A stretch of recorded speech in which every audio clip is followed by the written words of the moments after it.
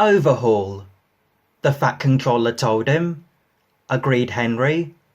The Fat Controller laughed. He said.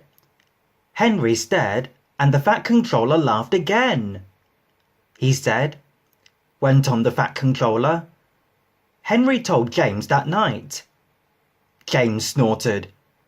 But the Fat Controller had already made the arrangements, so there was nothing James could do about it. The next morning, James backed onto the coaches in the big station. Henry followed and was coupled in front. James was not in the best of tempers, but when the Fat Controller came to see them off, James tried not to show how cross he was. Said the Fat Controller. The express only stops once before it reaches the other railway, and that is at the workstation.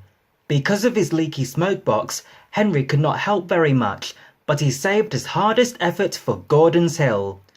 The two engines raced up it faster than they had ever done before.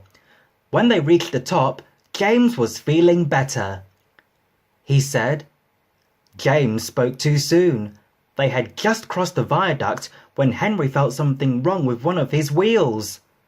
He told his driver. Just then, they both heard a cracking noise, exclaimed Henry. They were passing a station.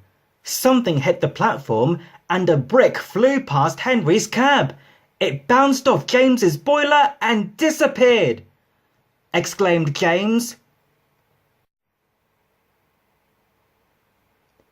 Just then, James and his driver heard Henry whistling to warn them that he wanted to stop.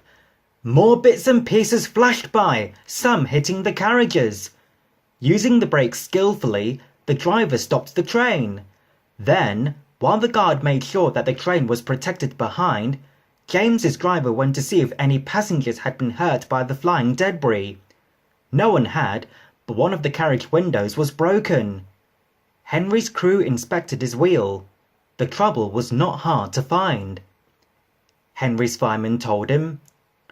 James pushed Henry into a siding and went back to the train. Grinned James as he passed.